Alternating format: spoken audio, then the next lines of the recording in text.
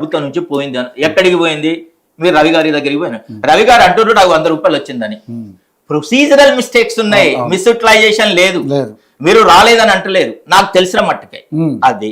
ఇక కాళేశ్వరం ఓకే, అది వదిలేద్దాం, అదే డిబేట్ అయినట్టుంటది. 1 మినిట్ అండి, చెప్పండి.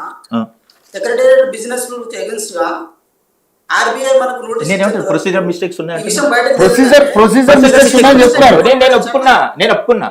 అమౌంట్ మిస్డ్ అక్కడ కుంభకోణం జరగదు. అలాగే మీరు వచ్చింది కాబట్టి, మీరు వాడిన కాబట్టి నేను తీస్తున్నా, లేకపోతే నేను పక్కకు వెళ్ళను డిబేట్ లో. కాళేశ్వరం ప్రాజెక్ట్ ఆరోపణే. కాళేశ్వరం ప్రాజెక్టు డబ్బులు నీళ్ళల్లో పోసిండ్రు అంటుండ్రు. ఒక రకంగా నీళ్ళలోనే పోసిండ్రు, ఎందుకంటే ప్రాజెక్టు నీళ్ళలోనే కట్టాలి. ఏడ కొట్టుకుపోయిందండి? ఏది నీళ్ళలో అని లేదన్నా అవినీతి జరిగితే దాన్ని క్వశ్చన్ చేయండి. ప్రాజెక్టే నీళ్ళలో కొట్టుకుపోయింది. టోటల్ ప్రాజెక్ట్ కాస్ట్ 90,000 లక్ష అయితే 1,00,000 కోట్లు తిన్నారు అని అంటే వినేవాడికి కూడా నిజం అనిపించాలి. అవునా? ఏం సంబంధం లేనోడు విన్నప్పుడు పార్టీ పరంగా కాదు. ఎగ్జాక్ట్లీ.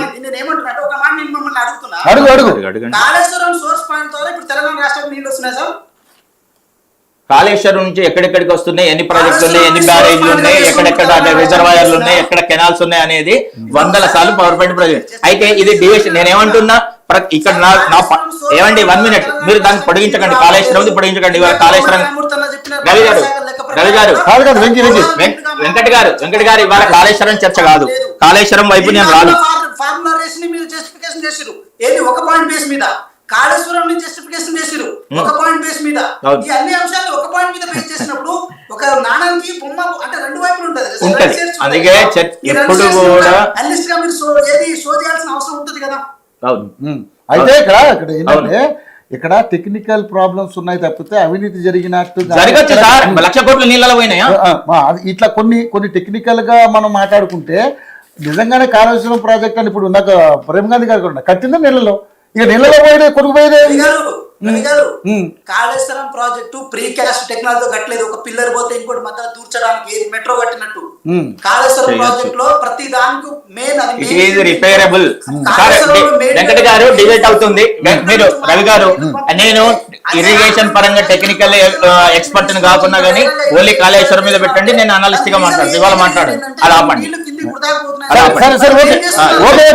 ఈ కాళేశ్వరం గురించి కాళేశ్వరం ఆపుదాం.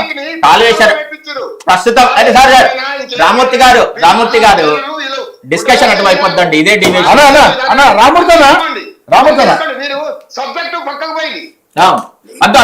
అదద్దు ఎవరైనా ఓకే. సంవత్సరాల క్రితం గూగుల్లో కాళేశ్వరం కర్త క్రియా ఎవరన్నా అడిగితే కేసీఆర్ గారు ఆ పేరే వచ్చేది.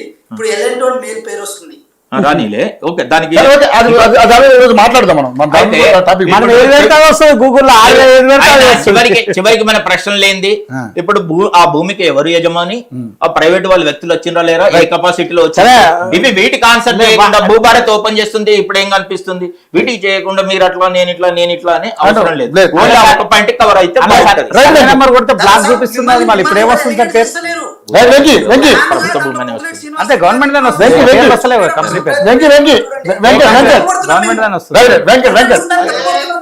కంపెనీ వచ్చిందంటే argument for the sake of argument is not correct. ఇప్పుడు మీరు ఫేవర్ సబ్జెక్ట్ ఉంది, ఎందుకు చేసుకుంటున్నా కాంగ్రెస్ వెంకట్ నీకు ఫేవర్ సబ్జెక్ట్ తీసుకోకు వెంకట్. నేనేమంటానంటే మొత్తం విన్నావు అనుకో, నీకే ఫేవర్ ఉంటారా? మొత్తం కూడా నువ్వు గాయ చేస్తావు. మొత్తం వింటే మళ్ళా చెప్పండి ఫైనల్ చెప్పండి. మనం నలుగురు 5గురులో ఈరోజు ప్యానల్ కూర్చున్న అందరిలో ఆ భూమి దగ్గర పోయింది నేను ఒక్కడిని. ఆ భూమి నా నాలెడ్జ్ ని, నా లీగల్ టర్మ్స్ ని మీరందరూ టెస్ట్ చేయాల్సిన అవసరం లేదు. నేను పోయినా కాబట్టి నేను మాట్లాడుతున్నా. మరి మీరు పోలేదని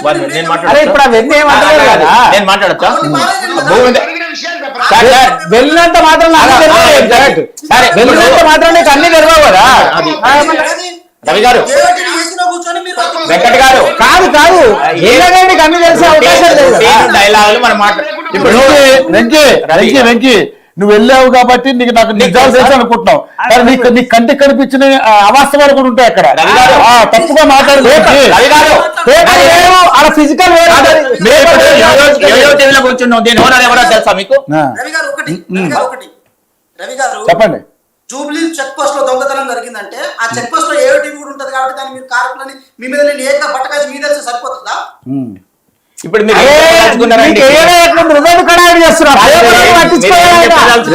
నీకు పూర్తిగా ఆయన మీద అభియోగాలు లేవు, లాస్ట్ చెప్పేదా కాకపోతే కదా. ఇప్పుడు ఆయన ఏం చేస్తారు కాదు వెంకట్, కన్క్లూడ్ ఆయన ఏం చెప్పాలనుకున్నారు తెలుసా? ఇక్కడ అభియోగాలు మాత్రమే ఆధారాలు లేవు, చెప్పుకోవాలి.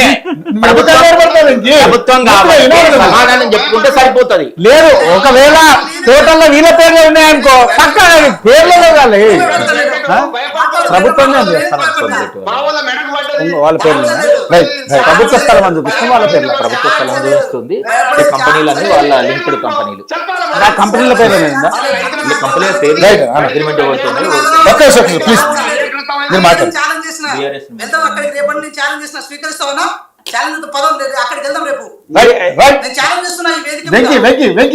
ఫైనల్ ఏం చెప్పాలనుకుంటాం?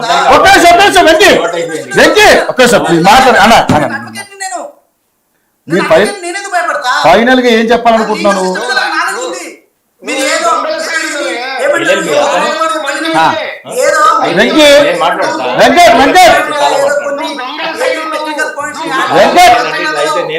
రామూర్తి గారు మీరు మాట్లాడుతుంటే మళ్ళీ ఆడియో డిస్టర్బ్ అయిపోతుంది.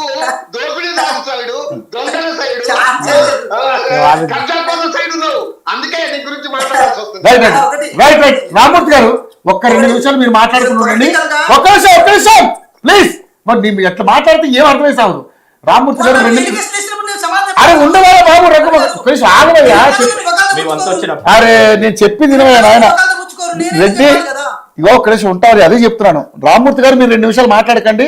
వెంకీ నేను ఫైనల్ గా అడుగుతా, ఆయన ఏం చెప్పాలంటే దాని మీద తనకు సమాధానం చెప్తారు కానీ వెంకీ ఫైనల్ చెప్పు ఏంటి అసలు నువ్వేం చెప్పాలనుకుంటున్నా? ఇప్పుడు ఈయన అనాలిసిస్ గారు అడిగిన దానికి సమాధానం చెప్పు. రవి గారు నేను ఒకటి అడుగుతున్నాను. రవి గారు సరే మీరు చెప్పలేదు దండం పెడతా రామూర్తి అన్న. అది ఏంత పరిచయం చెప్తావు నువ్వు? చెప్పలేదు అన్న ఒక మాట చెప్తా వినండి. నా నాలెడ్జ్ ని నా జ్ఞానాన్ని వీళ్ళెవరు టెస్ట్ మోని కాదు. నేనేమంటున్నా, ఆ భూముల వ్యవహారంలో పొంగులేటి శ్రీనివాసరెడ్డి గారిని ఉన్నట్టు ఇన్వాల్వ్ చేసే ప్రయత్నం కనుక చేస్తే మాత్రం రాజకీయంగా ఒక పైత్యాన్ని పొందగలుగుతానని చెప్పి హరీష్ రావు గారు భావించరు. నేనేమంటున్నా, ఒక పొలిటికల్ బ్లాక్ మెయిల్ కి హరీష్ రావు గారు తెరలేపారని చెప్పి నేను పొలిటికల్ గా అదే స్టేట్మెంట్ ఇచ్చే ప్రయత్నం చేస్తున్నా. దానికంటే ముందు అభియోగాలు మోసాలని చెప్పి తెలివిగా మాట్లాడి తప్పించుకుంటే అది గొప్పతనం అనిపించుకోదు. అభియోగానికి ఆధారం ఉంటాయి. నేను అదే అంటున్నా కదా. ఈరోజు ఇప్పుడు నేను ఇదే విషయాన్ని హరీష్ రావు గారి పాత్ర ఉంది, ఆ పక్కన ఏది టీషర్ట్స్ ఉంటది, ఆ టీషర్ట్ పక్కన ఫాస్ట్ కాన్ ఉంటది, ఆ ఫాస్ట్ కాన్ లో కేటీఆర్ గారి భూములు ఉంటాయి, ఆదిపట్టలో భూములు రేట్లు పెరగడం కోసం వాళ్ళు ఏమేమి నేను కూడా వేగా నేను ఒక క్రోనాలజికల్ నేను చెప్పొచ్చు. కానీ డిబేట్ లో నేను ఎక్కడ ఆ ప్రస్తావన చేయలేదే. వాళ్ళ మీద అటువంటి ఎలిగేషన్ రాలేదు కదా, వాళ్ళు రాడు. ఇక్కడ పొంగులేటి గారి మీద వచ్చింది కాబట్టి మాట్లాడాలి. నేనేమంటున్నా అదే అంటున్నా. ఈ రోజు పేపర్లలో కూడా ఒక సైడ్ హరీష్ రావు గారు చేసిన ఎలిగేషన్ తో పాటు ఇంకో సైడ్ దాని కౌంటర్ కూడా ఉంది. ఎలిగేషన్ మాత్రమే పట్టుకొని డిబేట్ పెట్టుకుంటే కాదు, ఆ కౌంటర్ ని కూడా చెప్పాల్సిన అవసరం ఉంటుంది. కౌంటర్ ఏంటి?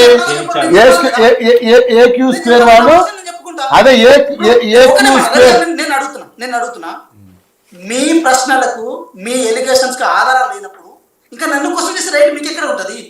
నా క్వశ్చన్ నేను చెప్పుకుంటా, అది రైట్ అలా అనేది సరే జస్టిఫికేషన్ కాదంటలేను, కానీ వేరే నన్ను కూడా కొట్టిపడేది కదా, అది తెలుగు కిందికి రాదు కదా. నేను అడుగుతున్నా నారాయణ రవి గారు.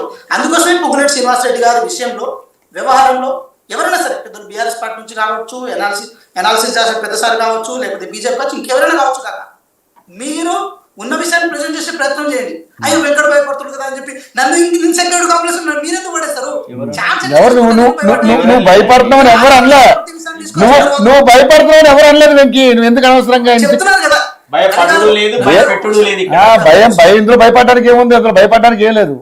రవి గారు ఒక విషయం నేనేమంటున్నా, చెప్పండి రామూర్తి గారు చెప్పండి. మీరు కూడా ఖమ్మం జిల్లా వాసి, మంచి చెడు మీకు కూడా తెలుసు, నేను దాన్ని ఏం తప్పడానికి లేదు. ఏమంటున్నా అంటే ఆదిపట్ల పక్కనే ఉంటది నాగర్గోల్ డివిజన్, నాగర్గోల్ సంబంధించిన ఏరియా అయినప్పటికీ కూడా అది పట్ల దాని పక్కనే ఉంటుంది కాబట్టి నేను అంటున్నాను ఆ భూములకి పొంగులేటి శ్రీనివాస్ రెడ్డి గారు ఎటువంటి సంబంధం లేదు, సంబంధం లేదు, ఉండదు కూడా. దాని మీరు నేనేమంటున్నాను, ఎంత అంటగడ్డ ప్రయత్నం చేసినా కూడా అది ఎక్కడా పేలదు, రాదు, ముందుకు పోదు. దాని మీద మీరు ఏమంటారు, బీఆర్ఎస్ పార్టీ నాయకులు ఒక్కటే నేను రిక్వెస్ట్ చేస్తున్నాను, మీరు దాని మీద ఎక్కువ ప్రయత్నాలు చేసి మీరు అనవసరంగా దాంట్లో ఏది ఇదే ఒకండి, దాని మీద ఎక్కువ ఫోకస్ చేయొద్దు అంటారు వాళ్ళని. చేసి ఏం సుఖము లేదు దానికి. సరేలే, ఓకే, రైట్. రామ్మూర్తి గారు చెప్పండి ఫైనల్ గా. ఇప్పుడు వెంకట్ గారు వాస్తవానికి భయపడుతుండని చెప్పడానికి నా దగ్గర పూర్తి